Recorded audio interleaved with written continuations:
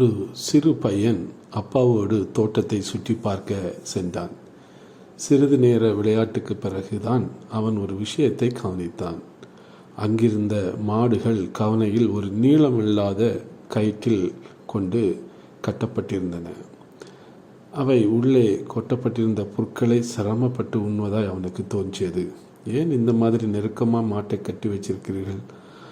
அதுங்க பாவம் இல்லையா?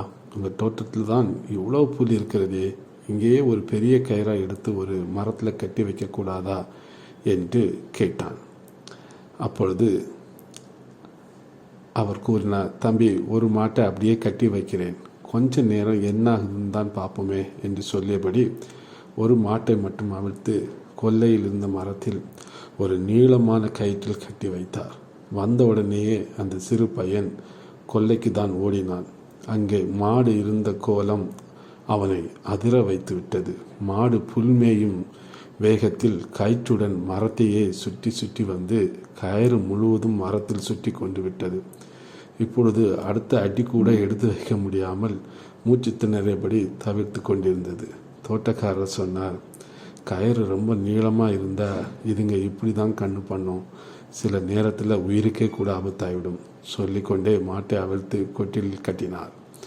சின்ன கயிற்றில் கட்டப்பட்டு இருப்பது சிறை அல்ல, பாதுகாப்பு என்பதை அந்த குட்டி பையன் புரிந்து கொண்டான். சில நேரங்களில் அதிகபட்சமான சுதந்திரம் ஆபத்தில் முடிவதுண்டு. சில நியாயங்களும் விதிகளும் கட்டுப்பாடுகளும் நம்மை காத்து கொள்ளவே ஏற்படுத்தப்பட்டவைகள் என்று உணர்ந்து கொள்ள வேண்டும். வேதத்திலே 1 யோவான் 5:3 நாம் தேவனுடைய கற்பனைகளை கைக்கொள்வதே அவரிடத்தில் அன்பு கூறுவதாகும், அவருடைய கற்பனைகள் பாரமானவர்களும் அல்ல என்று வேதம் சொல்கிறது. ஆம், கர்த்தருடைய வார்த்தைக்கு கீழ்ப்படிய வேண்டும். அப்படி கீழ்ப்படிவது பாரமான ஒரு விஷயம் அல்ல, நம்மை பாதுகாக்கிற ஒரு விஷயம். நமக்கு சில நியாயங்கள், சில கட்டுப்பாடுகள் இருந்தால்தான் சரியாக வாழ முடியும். எனவே கர்த்தருடைய வார்த்தை நமக்கு நீதி, நியாயங்கள், கட்டுப்பாடுகள் எல்லாவற்றையும் கொடுக்கிறது. அதன்படி நாம் இருக்கிற பொழுது நமக்கு சிறந்த ஒரு பாதுகாப்பு கிடைக்கும். அப்படி இல்லாமல் இருந்தால் இந்த மாட்டை போல சிக்கி சிணற வேண்டிய ஒரு சூழல் ஏற்பட்டுவிடும். ஆம், கர்த்தருடைய வார்த்தையை சந்தோஷமாக ஏற்று நாம் அதன்படி நடப்போம். நிச்சயமாக நம்முடைய வாழ்க்கை ஆசீர்வாதமாக இருக்கும். கர்த்தர் தாம் இந்த வார்த்தைகளை ஆசீர்வதிப்பாராக. ஆமேன்.